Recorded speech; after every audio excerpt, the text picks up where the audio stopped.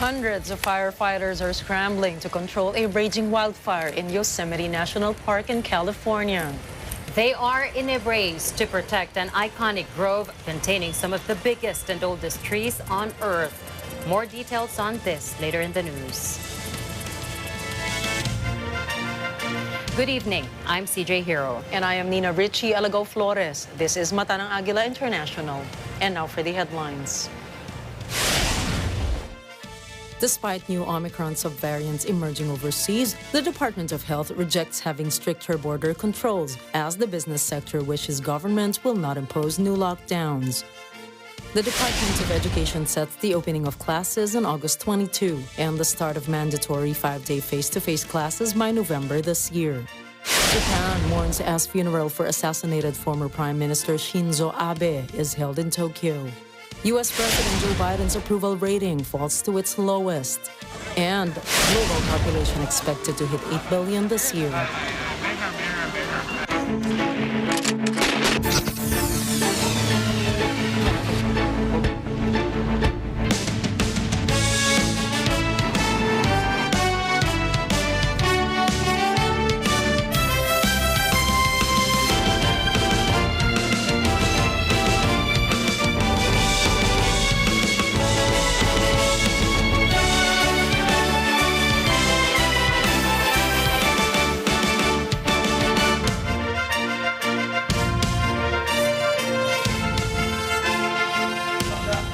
Amid the detection of new Omicron subvariants abroad, the Department of Health does not recommend implementing strict border restrictions in the country.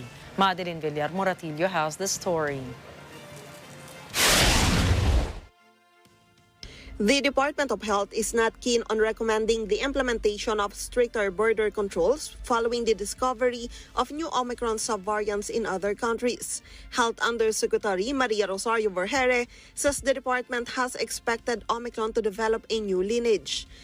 The World Health Organization says Omicron subvariant BA.2.75, which purportedly has higher transmissibility and increased immune escape, has been detected in India and the US, among other countries, while China has detected its first case of BA.5.2.1 sublineage of Omicron.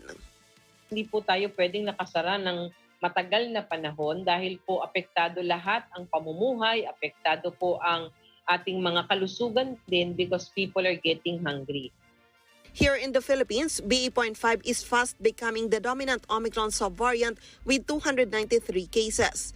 In the latest genome sequencing, Vergere reported the detection of 16 new BA.5 cases, out of which 58 are from Western Visayas, while Davao Region and Soc-Sargent have 1 case each. 43 of the patients have recovered. 14 are still in isolation, while 3 are undergoing verification.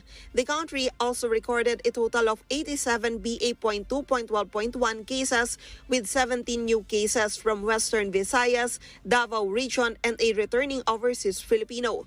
15 of the BA.2.12.1 cases have recovered, while the other 2 are still in isolation. Meanwhile, 2 new cases of BA.4 were recorded from regions 11 and 12, bringing the country's total BA.4 cases to 12. Both patients have fully recovered. Despite the discovery of new subvariants, the DOH assured the public that the country remains in low-risk category.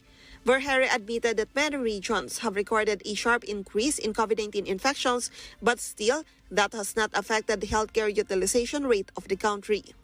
Madeline Villar Moratillo reporting for Mata ng Agila International. Trusted, connected, on point. The Philippine business community is hopeful that the government will no longer impose lockdowns and raise alert levels for COVID-19. This as the sector guarantees the country is fully open for business and foreign investments.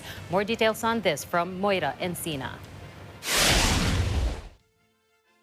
The Philippine Chamber of Commerce and Industry is confident that the new surge in COVID-19 cases that started mid-May would not result in the Marcos administration's imposing new lockdowns. The country's leading business group also expects the government to cease raising the existing COVID-19 alert levels. PCCI President George Bersalan said, just like before, the national government should allow the respected LGUs with high cases to determine their course of action. It's a question that we have to live with it. We have to learn to live with it. And we're happy that after 2 years, there are regimens, no medical regimen, that can treat this COVID-19. So, as I said, we're optimistic that things will not get any worse for the new government to institute a lockdown. The Chamber is also not in favor of making booster vaccination mandatory, for they believe that the primary doses are enough as per the Health Department. The business group is proud to say that the country is open for business and ready to welcome new investments. Okay, we're reaching out to our counterpart in other countries, reaching out to other chambers in other countries, okay? Letting them know that, Philippines is definitely a country that must be in the radar for investment. For his part, Ferdinand Ferrer, chairperson of this year's 48th Philippine Business Conference and Expo, says foreign investors are excited about the economic agenda of the Marcos government. They want to see what the new administration, the market administration has to offer, or what the Philippines has to offer. So they're all ears now. And opportunity for us as a country, this is the time that we should lay down our programs together, not only with the government, and also the private sector, on if the foreign investors see that government and the private sector are working together, opening up the Philippines, I believe it's a good sign. The BCI is set to submit to President Marcos the recommendations to further stimulate the economy. In particular, it is pushing for the digitalization of government services, which they say is doable under the new Marcos government. PCCI also forecasts a 6 to 6.5% growth in GDP by the second half of the year and projects 8% economic growth once the face-to-face classes return. Moira Encina, reporting for Mata ng Agila International.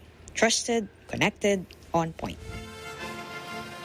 President Ferdinand Marcos Jr. is still in isolation, but this has not stopped him from doing his job. With the help of technology, the chief executive met with members of his cabinet today. The agenda focused on the national budget and build, among other important issues. Eden Santos has the story. President Ferdinand Marcos Jr. has presided over the second cabinet meeting of his administration with the help of technology. The president is still in isolation after testing positive for COVID-19. The president says that despite his current situation, he continues to fulfill his job using the internet.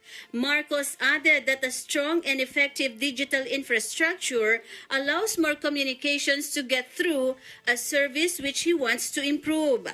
The cabinet meeting started around 9 a.m. Among in attendance were Executive Secretary Vic Rodriguez, Presidential Management Staff Chief Secretary Maria Zenaida Angping, Interior and Local Government Secretary Benhar Abalos, and Labor Secretary Bienvenido Laguesma. DBM, DPWH, and other agencies presented their initial plans to jumpstart the administration's program. Press Secretary Trixie Cruz Angela says DBM laid down the administration's fiscal year 2023 proposed budget for economic recovery and development amid the continuing threat of the pandemic and other crises.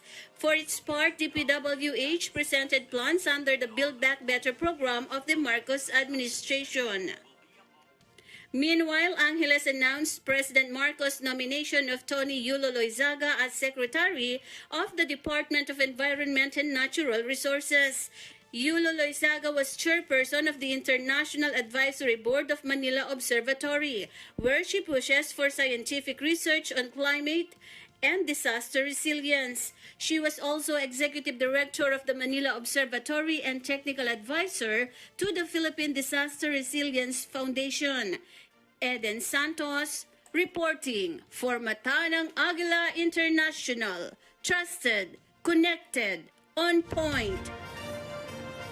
The Department of Justice will study the impending appointment of former Energy Secretary Rafael Lotilla as head of the new head of the Energy Department.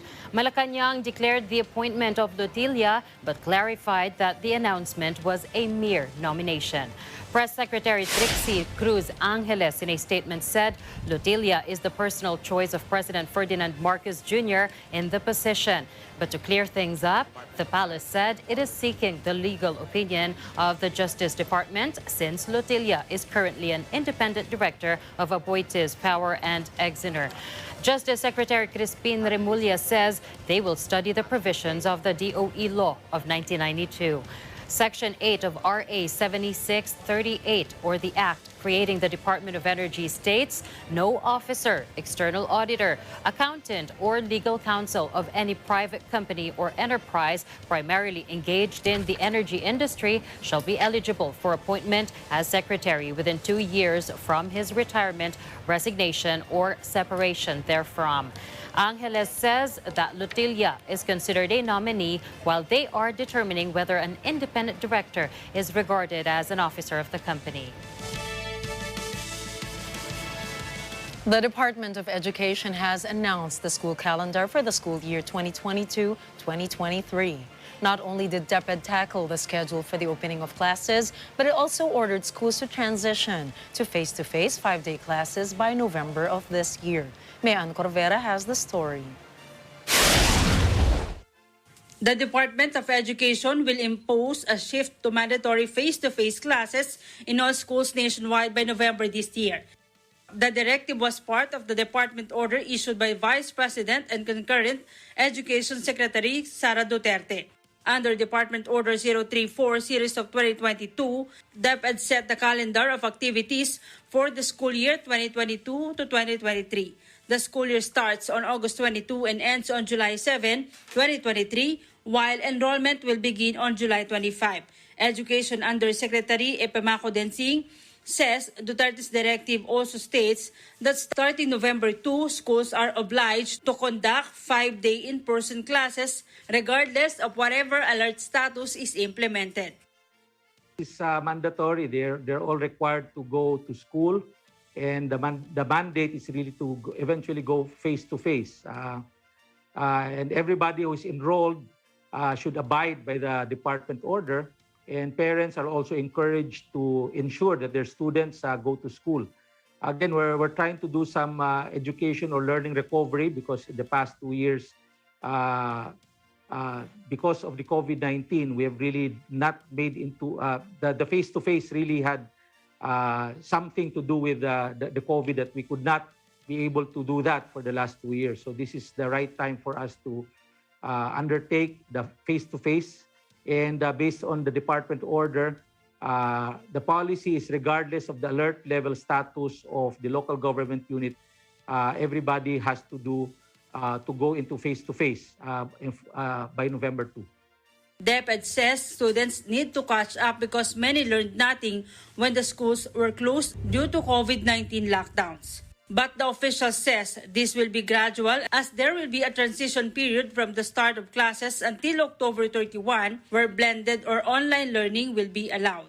This was also requested by the Coordinating Council of Private Educational Associations or COCOPEA. Well, right now, again, as I've mentioned, Vice President Sara has already responded to their query on whether or not they can continue with the hybrid learning modules. But again, the directive and the policy right now is to, again, go back to full face-to-face. I believe from today until October 31, they will have enough time to be able to prepare their health protocols and school or classroom infrastructure requirements to ensure that there's safety and protection of the students during the whole time that the face-to-face will now be implemented starting November 2. DepEd guarantees that funding will be provided to regional directors to ensure the orderly implementation of face-to-face classes. The department also ensures that the health protocols and social distancing will strictly be imposed, especially at schools with small classrooms. DepEd is set to conduct dialogue with the Department of Transportation and other concerned agencies on vaccine and transportation concerns. It will then let the interagency task force decide whether to suspend the face-to-face classes in case there is a surge in COVID-19 infections. Again, with respect to the question on congestion or possible congestions within the rooms, we have directed our regional directors to determine and to ensure there are social distancing within the classroom. I believe the rooms are dependent, the capacity of the rooms are really varies. There are rooms that has a 50 seat capacity, there are rooms that are 30s or 20s, and then we leave it to the determination of the regional directors just to ensure social distancing within the classroom. Mean Corvera for Mata ng Agila International, trusted, connected, on point. The chairman of the House and Ways Committee, Albay, Representative Joey Salceda, wrote to Bangko Sentral ng Pilipinas Governor Felipe Medalla to ask for guidelines regarding the validity of the new polymer 1,000 peso bill.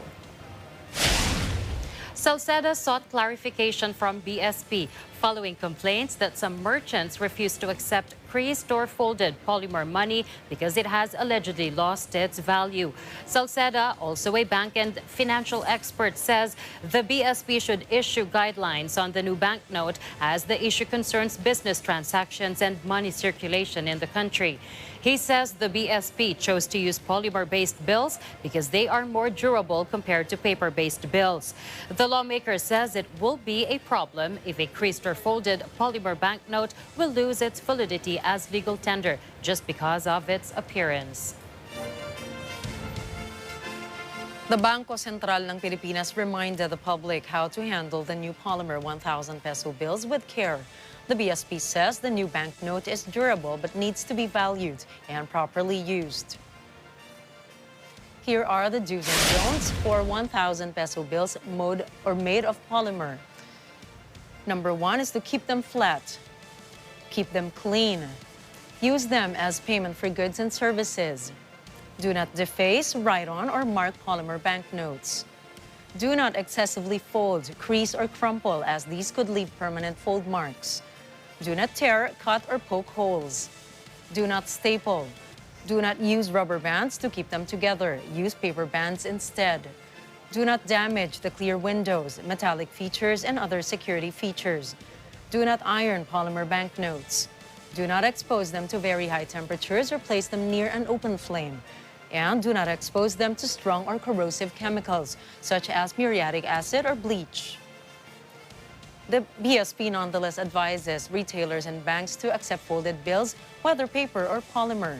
This comes after a viral post on social media claimed that a mall refused to accept folded 1,000 peso polymer banknotes as payment. The mall in question has clarified that it accepts the new banknote, folded or not, unless it is ripped. Next up, Japanese mourners pay last respects to former Premier Shinzo Abe at funeral. U.S. President Joe Biden's approval ratings reaches record low. And get the latest on the ongoing Russia-Ukraine conflict.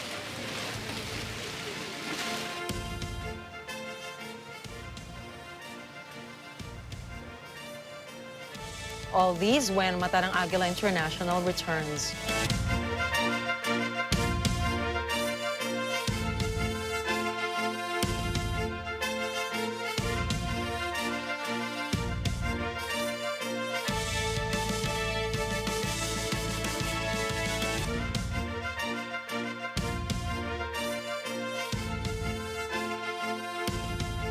Ang morning show na always nagbibigay ng ngiti at saya sa bawat kada all over the world. Tara na't ma-inspire at ma-amaze sa kwento ng mga bawat kada na nagwagi sa anumang hamon at pagsubok ng buhay. Itago na mga remote control at tumambay lang dito sa paborito niyong barkada sa umaga, ang Kada Umaga! Dahil kayo ang bida dito.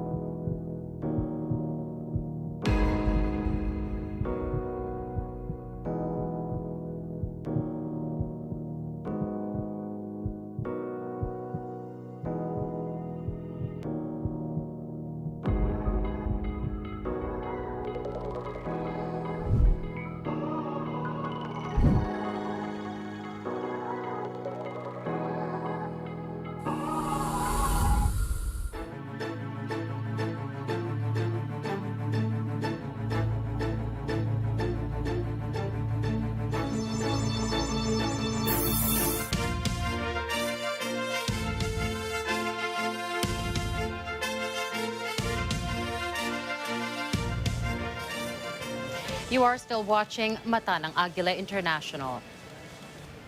Family and friends of assassinated former Japanese Prime Minister Shinzo Abe gathered in Tokyo for a private funeral as mourners condemned the former leader's murder. Abe was shot at close range on Friday while giving a campaign speech in the city of Nara 2 days ahead of upper house elections that saw his ruling party's victory. Maricar Velasco reports. Although the funeral rites were for family members and close associates only, long lines of people came to pay respects to Japan's longest-serving Prime Minister Shinzo Abe. People expressed their sadness as they offered flowers to Abe, who they believe did a lot to elevate Japan's presence on the global stage. Japanese Foreign Minister Yoshimasa Hayashi said over 1,700 condolence messages had been received from 259 countries, territories, and international bodies. After Tuesday's funeral, Abe's body will be driven past some of Tokyo's political landmarks, including the Prime Minister's residence known as Kante and the country's parliament, the Diet. Public memorials are expected to be held at a later date, with suggestions that top foreign political leaders could attend, but no details have yet been announced. Abe was the scion of a political family and became Japan's youngest post-war prime minister when he took power for the first time in 2006, aged 52. He resigned in 2020 at the end of his second stint after suffering health problems.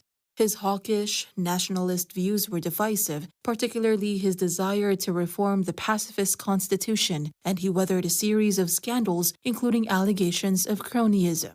But he was lauded by others for his economic strategy, dubbed Abenomics, and his efforts to put Japan firmly on the world stage, including by cultivating close ties with former U.S. President Donald Trump.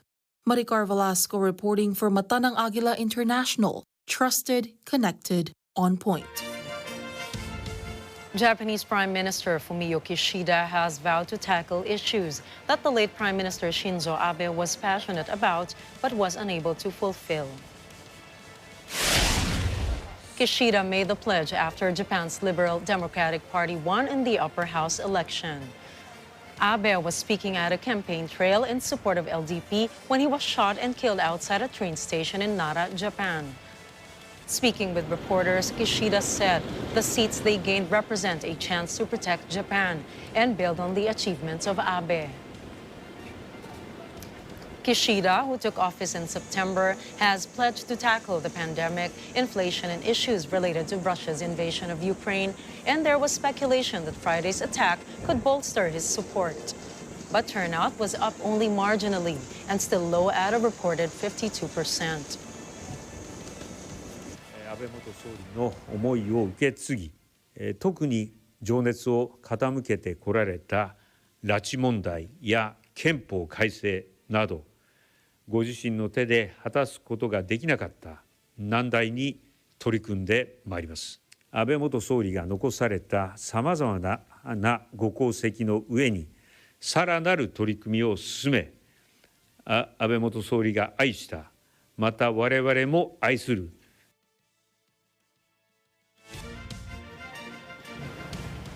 U.S. President Joe Biden's approval rating has dropped below the 30% mark to its lowest figure yet, according to newly published polling results. The daily tracking survey conducted by Civics, an online polling and analytics company, shows only 30% of U.S. registered voters approve of the way Joe Biden is handling his job, with 58% registering disapproval and 12% still unsure.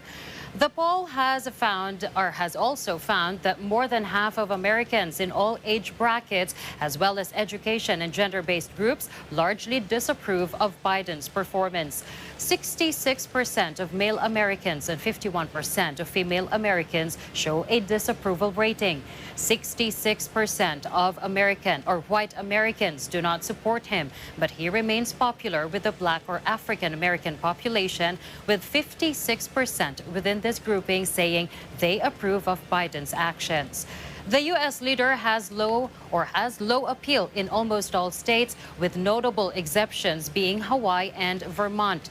Biden's home state of Delaware also takes a dim view, returning a 54% disapproval rating. The New York Times also reported that Biden's age is increasingly becoming an issue for the White House. NYT cited a host of unnamed officials who admitted that the U.S. leader's energy level is not what it was once, and they quietly watch out for him. NYT also admits that Biden's age is already affecting his routine, adding that in particular, it has prompted the White House to change his foreign trip schedule. The U.S. leader's upcoming 4-day trip to the Middle East was initially expected to be taken right after his trip to Europe last month. But it was reportedly deemed crazy for the 79-year-old president, as one unnamed official put it in a conversation with the NYT. Nevertheless, NYT Chief White House correspondent Peter Baker wrote a dozen current and former senior U.S. officials insisted Biden remains intellectually engaged throughout his presidency, as he was asking smart questions at meetings, grilling his aides on various points of discussion, and rewriting his speeches right up until the last minute. When Russia launched its special military operations in Ukraine on February 24, it didn't take long for the international community to condemn the attack and react accordingly. Thereafter, Western powers imposed strict sanctions on Russia, hoping to crash the country's ailing economy and force President Vladimir Putin to retreat. But more than 4 months and tens of thousands of casualties later, hopes of a quick resolution of the conflict have vanished, as a lengthy war of attrition looks increasingly likely. Statista Felix Richter, in his article, said that while the sanctions against Russia have thus far failed to deplete Putin's war chest, their impact is being felt all over the world. The survey finds that 58 to 59% of EU citizens aren't ready to accept rising energy and food prices as a consequence of sanctions against Russia. It needs to be noted, however, that the results vary heavily across countries and socio-economic groups. While respondents in high-income countries such as Denmark, Sweden, and the Netherlands overwhelmingly support action against Russia, regardless of rising prices, respondents from lower-income EU member states, such as Greece and Bulgaria, are less willing to pay a personal price. Across the EU, those respondents who often or at times encounter difficulties paying bills are less likely to say they are ready to face food and energy price increases. Head of EU diplomacy Joseph Borrell has admitted that the global battle of narratives on Ukraine is in full swing. Unfortunately, the bloc's position on this issue is not predominant. While none of the G20 countries, aside from Russia, voted against the resolution condemning the conflict, Borrell claimed opinions on how to move forward sharply diverge between the G7 countries and others. He asserted that some are more concerned about the consequences of the war for themselves, while others complain about double standards or want to maintain good relations with Russia, or do not want to take sides because it would jeopardize their geopolitical interests. People wait for food in an aid distribution center in Kramatorsk in eastern Ukraine. The center is managed by different NGOs and named Everything is Going to Be All Right. Ukraine anticipates and warns that Russian troops are likely planning to launch some of their heaviest attacks yet in the region, particularly in this main city, which remains under Ukrainian control. Residents of Kramatorsk say the war is pointless and that peace is the most important thing.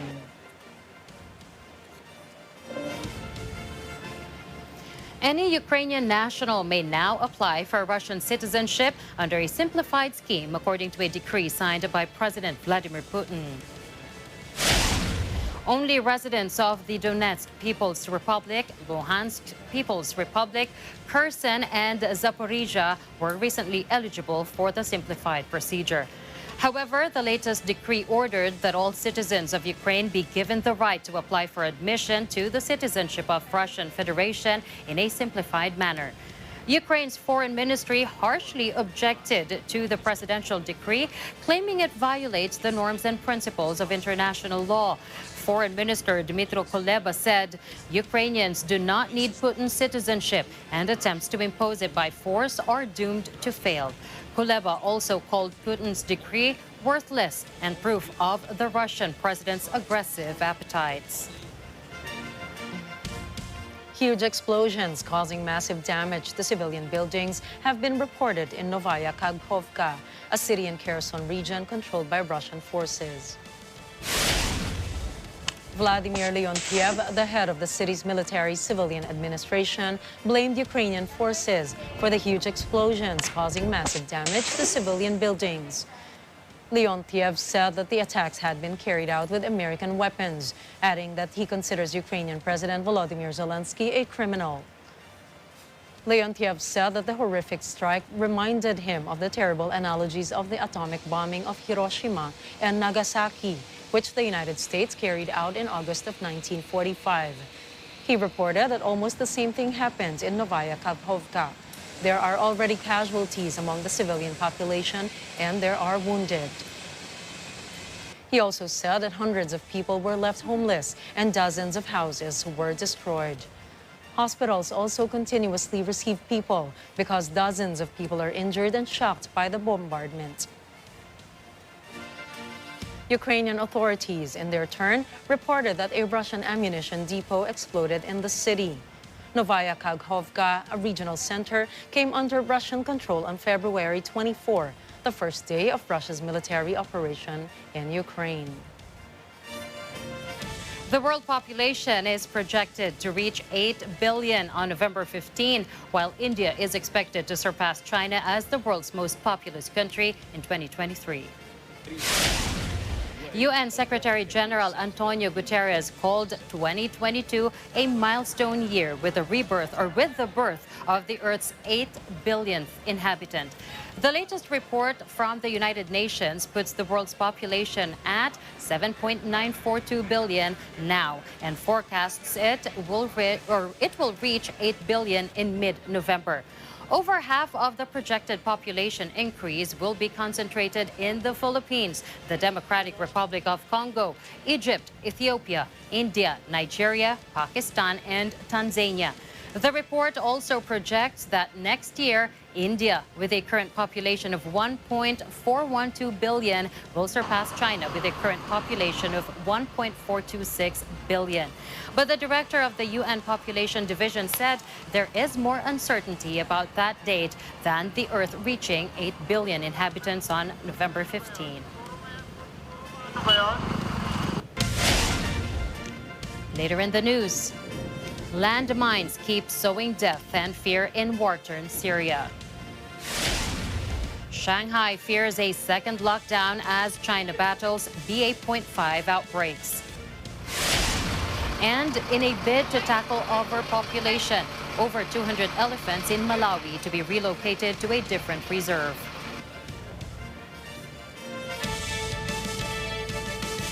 Mata ng Agila International will be right back after this short break.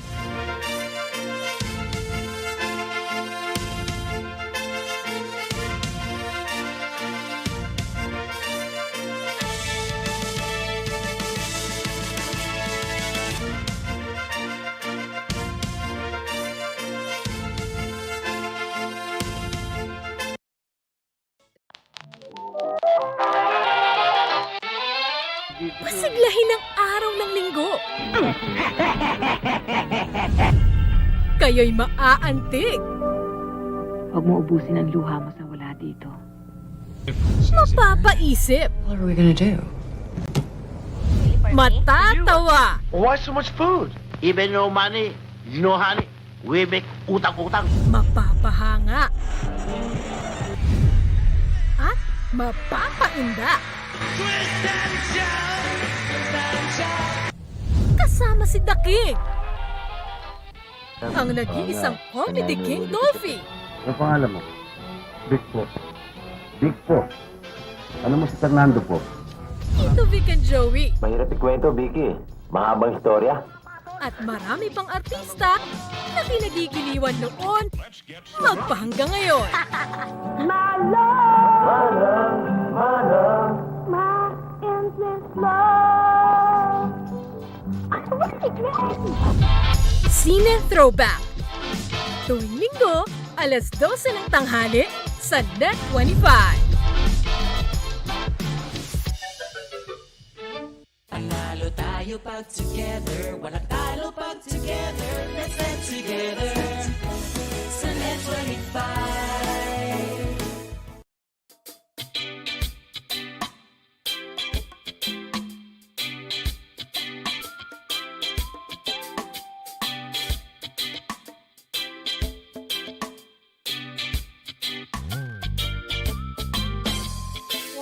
Is brought to you by Source Alliance.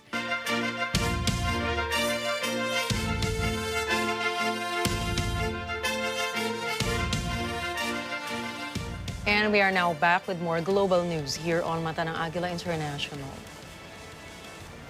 U.S. President Joe Biden said a flood of guns is turning American communities into killing fields. In a White House ceremony, he commented on a new gun control legislation that he signed on June 25. Biden said the legislation was the first significant progress in 30 years, but it did not go far enough to rein in U.S. gun violence. The U.S. president said more has to be done to prevent mass shootings, like those that have rocked neighborhoods across the nation. Because that's our duty to the people of this nation. That's what we owe those families in Buffalo, where a grocery store became a killing field. It's what we owe those families in Uvalde, where an elementary school became a killing field. That's what those families in Highland Park, where on July 4th a parade became a killing field. That's what we owe. Biden pledged to restore a ban on assault rifles that existed from 1994 to 2004. After it was lifted, millions of high-powered semi-automatic war weapons were sold across the country and used repeatedly in mass shootings. The Texas House Committee investigating the Uvalde shooting or Uvalde school shooting is planning to release a hallway surveillance video of what police were doing, along with a fact-focused report to the families of victims, according to a source close to the committee. The intention of the committee and its professional staff is to meet with the families of the 21 victims privately, provide them with a hard copy of the report and a link to the video, and answer their questions.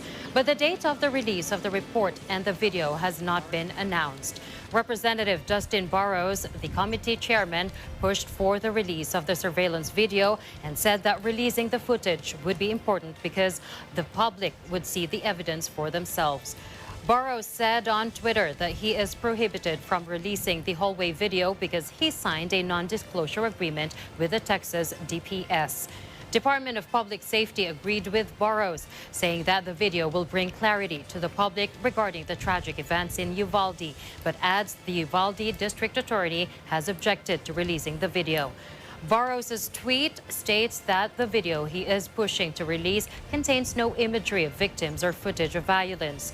The video would offer primary evidence of what the responding police were doing when the gunman opened fire inside elementary school classrooms on May 24, fatally shooting 19 young students and 2 teachers. The shelling and airstrikes, which are mostly responsible for the Syria war's 500,000 deaths, have decreased in recent years. But the United Nations says explosive remnants laid by all sides in the 11-year-old conflict are causing more deaths in Syria than anywhere else in the world. In February 2019, a family with dozens of members gathered in their home village in central Syria for a large outing. What was supposed to be a happy occasion ended with a landmine exploding under a pickup truck they had clambered on. UN data show that since 2015, landmines and other explosive remnants have killed or injured 5 people every day on average. Surrounded by his orphaned nephews, a survivor from that unfortunate day in 2019 recalls that death awaited them from inside the earth. He accepts it was their destiny. China's Foreign Minister Wang Yi urged Southeast Asian countries to avoid being used as chess pieces by major powers as he spoke at the ASEAN Secretariat in Jakarta, Indonesia. Yi also insisted that ASEAN leaders should insulate the region from geopolitical calculations, saying that the future of Southeast Asians should be in their hands. The foreign minister's comments came days after a candid 5-hour meeting with U.S. Secretary of State Antony Blinken on the G20 summit sidelines. Previously, Yi accused Washington of playing the Taiwan card to disrupt and contain China's development, which Taipei slammed as absurd. Meanwhile, Foreign Minister Retno Marsudi sent her warmest gratitude to Yi for saying China appreciates Indonesia's efforts to resolve the conflict between Russia and Ukraine. Dan itu dalam pertemuan tadi RRT juga memberikan apresiasi atas berbagai upaya Indonesia untuk mencoba mencari atau mengupayakan resolusi damai, penyelesaian secara damai terhadap situasi yang sedang terjadi di Ukraina, termasuk secara spesifik disebutkan mengenai kunjungan Presiden ke Kiev dan Moskow. Nice to meet you again. Marsudi also revealed some of the bilateral discussions she had with Yi, saying that there would be an effort to complete the Jakarta-Bandung high-speed train project, as well as cooperation in the health sector, which includes vaccines and genomic joint laboratory. Tension is spreading through Shanghai as residents watch the COVID-19 caseload go higher, sparking fears the city is headed back into lockdown nearly 5 weeks after exiting a bruising 2-month ordeal. Bloomberg data shows that Shanghai reported 59 new infections on Monday. The 4th day in a row case numbers have held above 50. The sharp rise from single digits about a week ago follows the detection of the more contagious BA.5 substrain of the Omicron variant, which has triggered 2 additional rounds of mass testing across 9 of the financial hub's 16 districts, as well as other areas where cases have not been or have been found. Just one of those infections led Wugang, a city in the steelmaking region, to lockdown for 3 days. Notice to the city said none of the 320,000 residents are allowed to set foot outside their homes until midday Thursday, adding that basic necessities will be delivered by local authorities. Residents are not allowed to use their cars without permission and must obtain official authorization to travel under closed-loop conditions in case of emergencies, the notice added. China's strict zero or COVID-0 approach is one again being tested as close to 30 million people nationwide are under some form of movement restrictions to control the virus transmission. But authorities have so far steered clear of strict lockdowns in key economic regions. White House National Security Advisor Jake Sullivan says U.S. President Joe Biden has not expressed regret about his past statements on Saudi Arabia. These include having branded the kingdom a pariah over the murder of Jamal Khashoggi. The president has not expressed regret about his statements. What the president has been focused on is his view that the United States has important interests to advance and protect, including in partnership with Saudi Arabia. And among other things, we have to work on increasing the prospect for peace in the region, for Israel's integration into the region, for the war in Yemen, as I mentioned before, for energy and food security, and for many other things. Biden is heading to the Middle East this week with a stop to Jeddah on Friday, where he will have the opportunity to have a bilateral program that will involve the king and the crown prince. Hundreds of firefighters scrambled to prevent a wildfire from engulfing an area of rare giant sequoia trees in California's Yosemite National Park. At the Sequoia Grove, crews worked to remove quick-burning leaves, sticks, and branches, along with drenching the ground and trees. A park report says the washburn fire in the Mariposa Grove of giant sequoias was first reported on July 7 and doubled in size over the weekend to over 2,000 acres. Yosemite's Fire Management Service says 545 firefighters are battling the blaze. They are said to be proactively protecting the grove, the largest sequoia grove in Yosemite with over 500 mature trees. I'm standing right in front of the grizzly giant, which is arguably one of the most famous trees on Earth, and we've got a sprinkler system set up around it, and we're trying to give it some, preventative first aid, really, and make sure that if the fire comes over here, that this tree is protected. That is to cool flames and to increase the relative humidity and decrease the fire behavior around this tree. We really don't want to leave this one to chance because this really is such an iconic tree. A spokeswoman for Yosemite Fire Information says the blaze remains out of control and an increasingly hot and dry weather forecast is not helping.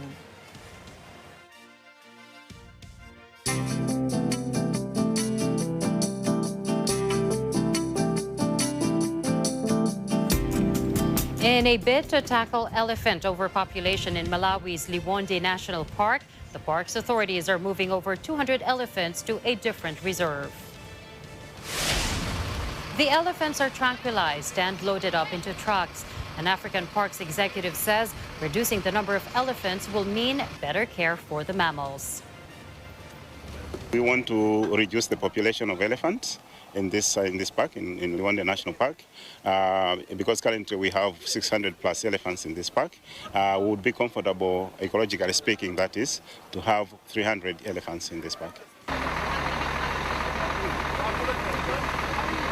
Take a look at the very first image from this miraculous telescope.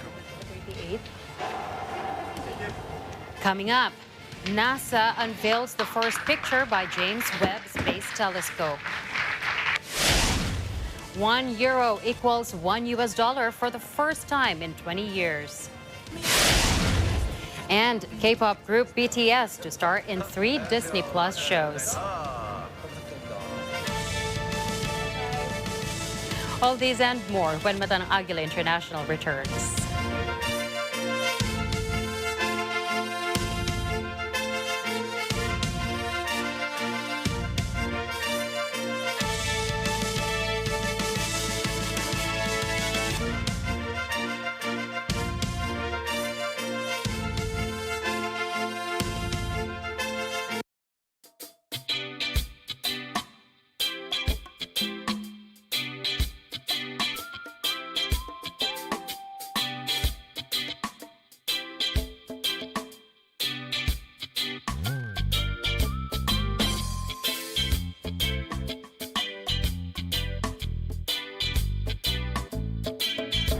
As soon as you land at the Bohol Panglao International Airport, you're just 5 minutes away from the major, beach coasts of the island.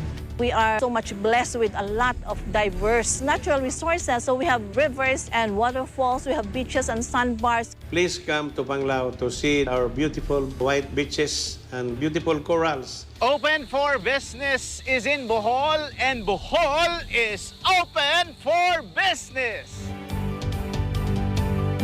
Open for Business with Cesar Vallejos, Sunday, 9 p.m. Gagawa tayo ng tunog ng hayop. Wow, wow, wow. Wow. Meron po tayong pinaghihinalaan na inyong anak. Mama. Go! Baba. Sige. Oh, mabilisan lang yan, pre. Siya ba pinalit mo sa akin? Ang bago kong boyfriend, pero hindi ko siya pinalit sa'yo. Ano nangyari yan? Hindi naman naging tayo.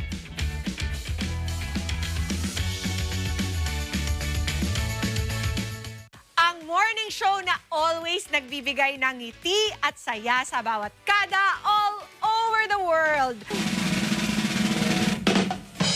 Tara na't ma-inspire at ma-amaze sa kwento ng mga bawat kada na nagwagi sa anumang hamon at pagsubok ng buhay. Itago na mga remote control at tumambay lang dito sa paborito niyong barkada sa umaga, ang Kada Umaga! Dahil kayo ang bida dito.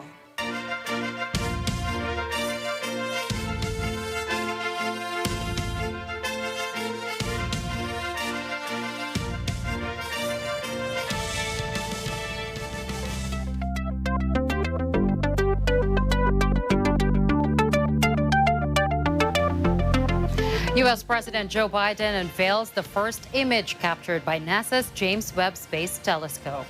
look at the very first image. The high-resolution image reveals what scientists believe to be some of the earliest galaxies. NASA says the Webb telescope reveals the deepest and sharpest infrared image of the early universe ever taken.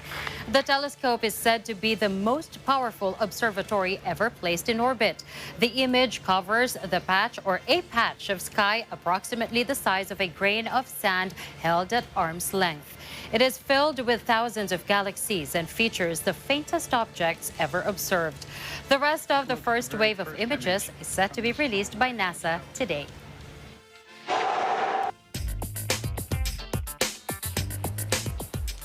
The exchange rate between the euro and the US dollar became equal on Tuesday for the first time in 20 years. The euro dipped to the current level due to the rising risk of a recession in the region. This is the lowest level since December of 2022. Europe is facing a risk of general economic decline due to rising oil and gas prices. Earlier in June, inflation in the Eurozone hit an annual rate of 8.6%, the highest since the bloc was created in 1999. Twitter stock takes a hit after billionaire Elon Musk abandons his takeover bid of the social media giant. Musk pulled out of the $44 billion deal on Friday. He accused the company of misleading statements about the number of fake accounts. Losing 5.10% before the weekend, Twitter stocks dropped again yesterday. It finished the day on the New York Stock Exchange at $32.65, a fall of 11.3%.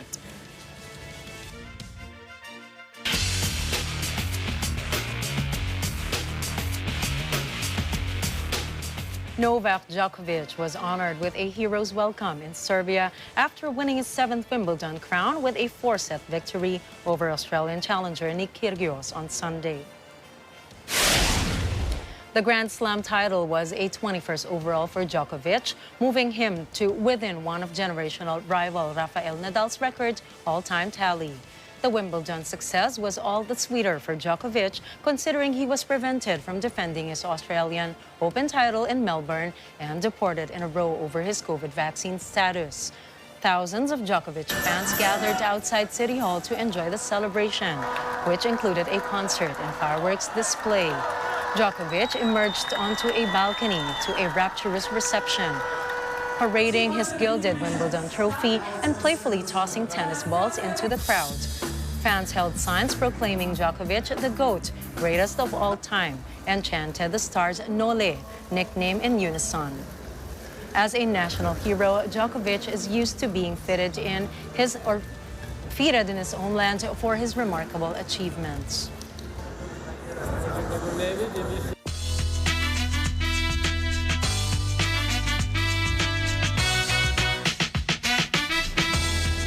Members of the K-pop band BTS are set to show their up-close and personal side in new original shows on Disney Plus's streaming platform. As part of a multi-year content collab deal between Disney and entertainment company Hybe, BTS will be featuring in 3 Disney Plus exclusives. First is BTS Permission to Dance on Stage LA. The 4K concert film showcases BTS 4-night performance in SoFi Stadium in Los Angeles last November, which was the group's first overseas live show in 2 years because of the pandemic. Second among the Hybe Disney deal is an original docuseries about BTS's early days and their rise to global fame, titled BTS Monuments Beyond the Star. And lastly, the third project is called In the Soup, Friendcation. It features V of BTS, Itaewon Class's Seo Jun Park, Parasite star Woo Shik Choi, Young Shik Park, and Peak Boy. The 5 friends will be venturing on a surprise trip and enjoying a variety of leisure and fun activities. Exciting. Disney will be releasing the project on their streaming platforms, which include flagship Disney Plus, Hotstar for some Asian markets, and Hulu, where the mega corporation has a majority stake.